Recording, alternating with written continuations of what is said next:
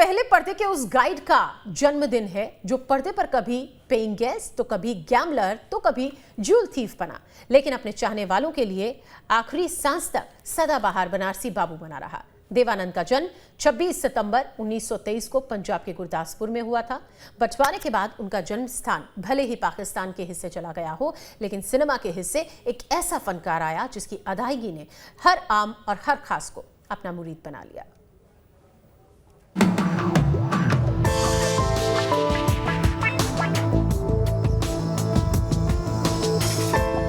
प्रेम का ऐसा पुजारी जिसने फिल्मी पर्दे पर अनगिनत प्रेम कहानियों को साकार किया, पर उसकी प्रेम कहानी पूरी ना हो सकी। लेकिन फिर भी उस स्वामी दादा ने जमाने भर को प्रेम करना सिखा दिया, और प्यार भी ऐसा जिसकी गवाही ये जमाना सदियों तक देता रहेगा। रुपहले पर्दे की इस गाइड का आज जन्मदिन है, जो पर्दे पर कभी पेइंग गेस्ट, कभी गैम्बलर तो कभी ज्वेल थीफ बना, लेकिन अपने चाहने वालों के लिए आखिरी सांस तक सदाबहार बनारसी बाबू बना रहा।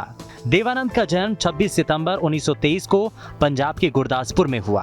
बंटवारे के बाद उनका जन्म स्थान भले ही पाकिस्तान के हिस्से चला गया हो, लेकिन सिनेमा के हिस्से एक ऐसा फनकार आया जिसकी अदायगी ने हर आम और खास को अपना मुरीद बना लिया। संवाद अदायगी का सबसे जुदा अंदाज, एक अलग ही कैफियत के साथ आवाज, अदाकारी और चेहरे पर हर किरदार को समेटे जज्बात। जितनी कशिश उनकी शख्सियत में थी, उतनी ही दिलकश उनकी अदाकारी रही। धर्मदेव पिशोरीमल आनंद, जी हाँ, सुपरस्टार देवानंद बनने से पहले यही उनका नाम था। मन में लगन थी और आंखों में सपने, लिहाजा लाहौर से ग्रेजुएशन करने के बाद देवानंद ने सपनों की नगरी यानी कि माया नगरी मुंबई का रुख किया। जेब में 30 रुपए और रहने के लिए कोई ठिकाना भी नहीं, लेकिन देवानंद ने हार नहीं मानी। 160 रुपए महीने की नौकरी मिली तो कुछ वक्त बाद पहली फिल्म भी मिली। फिल्म थी प्रभात टॉकीज की हम एक हैं। फिल्म तो ज्यादा नहीं चली, लेकिन देवानंद की किस्मत जरूर चल निकली। अशोक कुमार की मदद से उन्हें बॉम्बे टॉकीज की फिल्म जिद्दी मिली, जिसके बाद उन्होंने फिर पीछे मुड़कर नहीं देखा। 1949 में नवकेतन बैनर तले उन्होंने फिल्म निर्माण में कदम रखा। नवकेतन बैनर ने हिंदी सिनेमा को कई यादगार फिल्मों का तोहफा दिया। बाजी, हम दोनों, तेरे घर के सामने, ज्वेल थीफ, प्रेम पुजारी, हरे राम हरे कृष्णा इसी बैनर तले बनी और खूब सराही गईं। एक अभिनेता और एक निर्देशक जब दोस्त बन जाएं, तो दोनों की केमिस्ट्री से फिल्म स्क्रीन पर जैसे जादू सा हो जाता है। यहां हम बात कर रहे हैं देवानंद और गुरुदत्त की दोस्ती की। दोस्ती भी ऐसी कि दोनों ने फैसला किया कि गुरुदत्त की फिल्मों में देवानंद मुख्य भूमिका निभाएंगे और देवानंद निर्मित फिल्मों को गुरुदत्त निर्देशित करेंगे। नवकेतन बैनर की फिल्म बाजी इनकी दोस्ती की ही ऐसी मिसाल है। दिलीप कुमार के साथ देवानंद की फिल्म इंसानियत ने दो सुपरस्टार्स को एक साथ फिल्मी पर्दे पर पेश किया। दोनों कलाकारों के चाहने वालों के लिए सबसे बड़ा तोहफा आखिर क्या हो सकता था? 1959 में फिल्म काला पानी में बेहतरीन अभिनय के लिए देवानंद को फिल्म फेयर पुरस्कार भी मिला। 1965 में फिल्म गाइड के लिए पहले उन्होंने अपने बड़े भाई चेतन आनंद से बात की। बाद में इस फिल्म को उनके छोटे भाई विजय आनंद ने डायरेक्ट किया। ये फिल्म न सिर्फ उनके करियर के लिए बल्कि भारतीय सिनेमा के इतिहास में भी मील का पत्थर साबित हुई।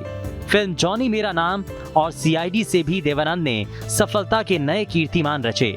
वैसे कहा यह भी जाता है कि देवानंद जिन फिल्मों में काम करते थे वो तो सफलता की बुलंदियों को छूती ही थीं, साथ ही जिन फिल्मों को वो ठुकरा देते थे वो भी बड़ी सुपरहिट साबित हुई, जैसे 1961 की फिल्म जंगली और साल 1966 की तीसरी मंजिल।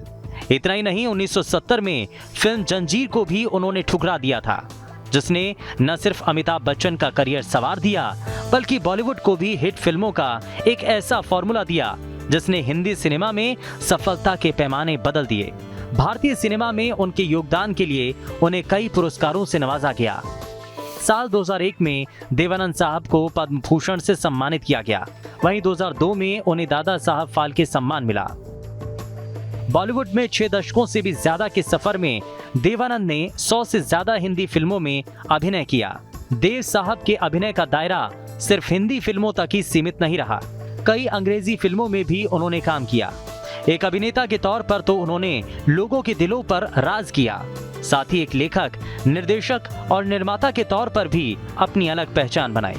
देव साहब न सिर्फ एक बेहतरीन अभिनेता रहे, बल्कि अपने हक के लिए आवाज बुलंद करने से भी उन्होंने कभी परहेज नहीं किया। देश में जब आपातकाल की घोषणा हुई तो उन्होंने अपने साथियों के साथ इस फैसले का पुरजोर विरोध किया। बाद में नेशनल पार्टी ऑफ इंडिया के नाम से उन्होंने एक राजनीतिक दल की स्थापना की। हालांकि कुछ समय बाद देव साहब ने राजनीति से अपने कदम वापस खींच लिए और पूरी तरह से फिल्मों में रम गए। एक अभिनेता के तौर पर देव साहब ने दर्शकों को अदाकारी के कई नायाब लम्हे दिए, तो एक निर्माता निर्देशक के तौर पर कई यादगार फिल्में। देव साहब की फिल्मों में बेहतरीन अभिनय के साथ साथ बेजोड़ संगीत की जुगलबंदी ने दशकों तक लोगों के दिलों पर राज किया। न्यूज स्टेट की तरफ से सुपरस्टार सदाबहार देवानंद को सलाम। Team news state.